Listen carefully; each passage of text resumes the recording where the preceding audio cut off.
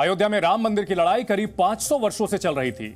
वर्ष 1528 में मंदिर को तोड़कर बाबरी मस्जिद बनाई गई थी। बाबर के शासन में उसके सेनापति मीर बाकी ने इस मंदिर को तोड़ा था। तभी से हिंदू धर्म के मानने वाले इस जगह पर श्री राम मंदिर की स्थापना का सपना देख रहे थे। बाबरी मस्जिद की जगह मंदिर की स्थापना की कानूनी लड़ाई वर्ष 1885 से ही शुरू हो गई थी। तब महंत रघुवर दास ने अयोध्या की स्थानीय अदालत में जन्मस्थान को लेकर मुकदमा दायर किया था। मुकदमे के जरिए चबूतरे पर मंदिर बनाने की मांग की गई थी। लंबी कानूनी लड़ाइयों के बाद आखिरकार करीब 134 साल बाद अयोध्या में राम मंदिर बनाए जाने का कानूनी फैसला आया। उस फैसले के करीब 4 साल बाद वो मौका आया है जब रामलला मंदिर में विराजेंगे। देश की जनता जानती है कि इस पूरी लड़ाई में किस राजनीतिक दल या किस राजनेता ने मंदिर बनाए जाने का पक्ष लिया, और वो ये भी जानती है कि किस राजनीतिक दल या नेता ने मंदिर का विरोध किया।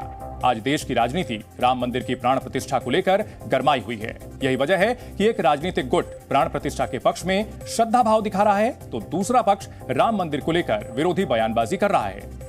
जितेंद्र आव्हाड ही नहीं, इंडी गठबंधन के एक और दल आरजेडी के नेता और बिहार के उप मुख्यमंत्री तेजस्वी यादव ने राम मंदिर के होने ना होने को लेकर भी एक अजीब बयान दिया है। बिहार के मधुबनी में तेजस्वी यादव ने राम मंदिर को लेकर कहा कि मंदिर की जगह स्कूल या अस्पताल बनना चाहिए। बीमार पड़ोगे अस्पताल जाओगे कि मंदिर जाओगे? पेड़वा कट जाएगा तो मंदिर पंडित जी के दिखाई जाएगा कि अस्पताल में डॉक्टर जी को दिखाओगे? बताओ आपको क्या चाहिए भाई?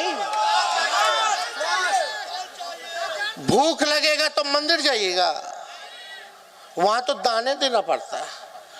हजारों लाखों करोड़ रुपया अगर अयोध्या में खर्च हो रहा है तो उससे कितने लोगों की शिक्षा हो जाती, कितने लोगों का चिकित्सा का व्यवस्था हो जाता, कितना लोगों को आप सैलरी दे पाते, नौकरी दे पाते कि नहीं दे पाते।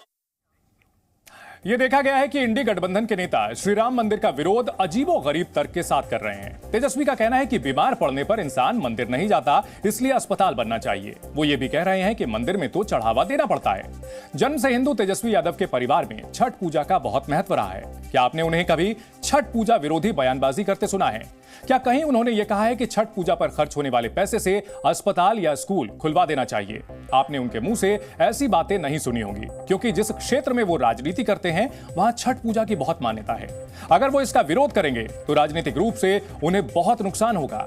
जहां तक राम मंदिर का सवाल है तो वो ये जानते हैं कि राम मंदिर से लाभ उन राजनीतिक पार्टियों को होगा जिनके एजेंडे में हमेशा राम मंदिर रहा है। सत्ताधारी बीजेपी इनमें से एक है। यही वजह है कि इंडी गठबंधन के नेता ना चाहते हुए भी मंदिर का विरोध अलग अलग तर्कों के माध्यम से करते दिखाई दे रहे हैं। कुछ लोग ऐसे होते हैं जो कितना भी सुंदर कार्य हो रहा हो उसमें विघ्न डालकर ही संतोष उत्पन्न करना चाहते हैं। तो ये विपक्ष वाले जो सदा सर्वदा से भव्य श्री राम मंदिर के विरोध में रहे थे, ये अंतिम चरण में भी विघ्न डालकर विघ्न संतोषी बनना चाहते हैं। परंतु अब देश की जनता ऐसे किसी विघ्न संतोषी के साथ नहीं है।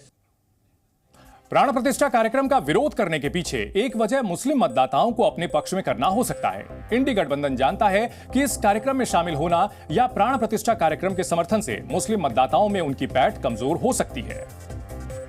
कोई मुस्लिम समाज का आदमी बयान दे रहा है, ज्यादा बयान यही दे रहे हैं या ओवैसी साहब दे रहे हैं या कांग्रेस के नेता बीके हरि प्रसाद ने बयान दिया। आज एनसीपी के शरद पवार गुट के नेता ने भी एक बयान दिया कि राम तो मांसाहारी थे, बीजेपी शाकाहारी थोपना चाहती है। देखिए किस तरह का बयान दे रहे हैं। एनसीपी के नेता, कांग्रेस के नेता, डीएमके के नेता, आरजेडी के नेता, ये इंडी अलायंस वाले लोग बीजेपी का विरोध करते करते राम जी के विरोध में क्यों आ गए? तेजस्वी ही नहीं, राम मंदिर बनाए जाने के फैसले के बाद ही कई राजनेता ये कहते देखे गए कि इस जगह पर अस्पताल बन जाना चाहिए, या फिर स्कूल बनाया जाना चाहिए, या फिर सर्वधर्म समभाव से जुड़ी इमारतें बना देनी चाहिए। ये सारे लोग इस बात के लिए राजी नहीं थे कि जिस जगह पर बने मंदिर को तोड़कर वर्ष 1528 में बाबरी मस्जिद बनाई गई थी, उस जगह पर मंदिर होना चाहिए। तो ऐसे लोग जो अक्सर हिंदू मंदिर की जगह अस्पताल और स्कूल बनाए जाने की बातें करते हैं, उनके लिए हम मंदिर इकोनॉमी से जुड़ी कुछ खास जानकारियां लेकर आए हैं। दरअसल जो लोग मंदिर ना बनाकर अस्पताल या स्कूल बनाने की बातें कह रहे हैं, वो इस पूरे घटना की या कहें कि राम मंदिर निर्माण के बाद की तस्वीर नहीं देख पा रहे। वो ये नहीं समझ पा रहे कि अयोध्या में राम मंदिर बनने के बाद केवल अयोध्या में ही नहीं, आसपास के बड़े क्षेत्रों में भी सकारात्मक असर दिखेगा। भारत में लगभग 2 करोड़ सिख हैं। प्रतिदिन 1 लाख से ज्यादा लोग अमृतसर के स्वर्ण मंदिर में मत्था टेकने जाते हैं। दुनिया में हिंदुओं की आबादी 120 करोड़ से ज्यादा है। श्री राम मंदिर में प्रतिदिन 1 से 2 लाख श्रद्धालु दर्शन के लिए आ सकते हैं। इसका मतलब यह है कि प्रतिवर्ष अयोध्या में करीब 7 करोड़ श्रद्धालु या पर्यटक आ सकते हैं। इन श्रद्धालुओं और पर्यटकों के आने से अयोध्या में रुकने, खाने पीने और खरीदारी का बड़ा बाजार तैयार होगा। इससे लाखों लोगों के लिए रोजगार के मौके बनेंगे। अयोध्या में यह बदलाव मंदिर बनाए जाने का फैसला आने के बाद से ही शुरू हो गया था। उत्तर प्रदेश के पर्यटन मंत्रालय के मुताबिक वर्ष 2019 में 3,40,967 लोग अयोध्या गए थे, जबकि वर्ष 2022 में यह आंकड़ा बढ़कर 2,39,09,000 था। यानी 3 वर्षों में अयोध्या आने वाले तीर्थयात्रियों और सैलानियों की संख्या लाखों से करोड़ों में पहुंच चुकी है और अभी तो प्राण प्रतिष्ठा भी नहीं हुई है। केंद्र सरकार के पर्यटन मंत्रालय के मुताबिक भारत के 60% पर्यटक धार्मिक कारणों से यात्राएं करते हैं। धार्मिक स्थलों ने वर्ष 2021 में 65,000 करोड़ की आमदनी की थी। यह आमदनी वर्ष 2022 में बढ़कर 1,34,000 करोड़ रुपए हो गई थी। अयोध्या में राम मंदिर की प्राण प्रतिष्ठा के बाद इस आमदनी में तेजी से बढ़ोतरी होगी। अयोध्या में आने वाले श्रद्धालुओं और पर्यटकों की सुविधाओं के लिए बड़ी मात्रा में निवेश भी किया जा रहा है। अयोध्या में अब तक 50,000 करोड़ के इंफ्रास्ट्रक्चर प्रोजेक्ट चल रहे हैं। इसमें अयोध्या के लिए नया इंटरनेशनल एयरपोर्ट, नया रेलवे स्टेशन और अस्पताल भी शामिल हैं। अयोध्या के आसपास 8 नए छोटे शहर भी बसाए जा रहे हैं, जिनमें बड़े पैमाने पर निवेश हो रहा है। बात करें अगर दक्षिण भारत की, तो वहां तिरुपति बालाजी मंदिर सीधे तौर पर लगभग 20,000 लोगों को रोजगार देता है, जबकि कई हजार लोगों को अप्रत्यक्ष तौर पर यानी इनडायरेक्टली रोजगार मिलता है। राम मंदिर की वजह से भी अयोध्या में लाखों लोगों को सीधे और अप्रत्यक्ष तौर पर रोजगार मिलेगा। ये नौकरियां इंफ्रास्ट्रक्चर, ट्रांसपोर्ट, टूरिज्म, हॉस्पिटैलिटी जैसे क्षेत्रों में होगी। इसके अलावा अयोध्या में आने वाले पर्यटकों और श्रद्धालुओं के रुकने के लिए नए होटल और रिजॉर्ट्स भी बनाए गए हैं। इनमें भी हजारों लोगों को नौकरियों के अवसर मिल रहे हैं। राम मंदिर में बड़े पैमाने पर श्रद्धालु चढ़ावा भी देंगे। उदाहरण के तौर पर तिरुपति बालाजी मंदिर में हर साल करीब 250 करोड़ रुपए का चढ़ावा आता है। मंदिर का ट्रस्ट इस चढ़ावे का एक बड़ा हिस्सा आसपास के क्षेत्रों के विकास में लगाता है। इसमें स्कूल, अस्पताल, पार्क जैसी सुविधाएं शामिल हैं। श्री राम मंदिर की प्राण प्रतिष्ठा के बाद वहां भी बड़ी मात्रा में चढ़ावा आएगा और ट्रस्ट इसका एक हिस्सा अयोध्या और उसके आसपास के क्षेत्रों के विकास पर लगा सकता है।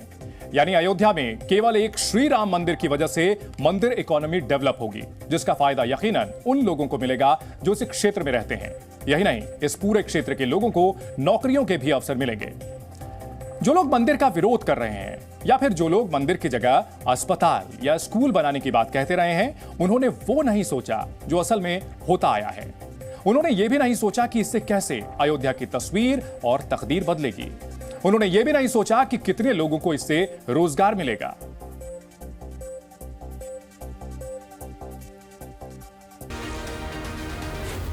Zee News.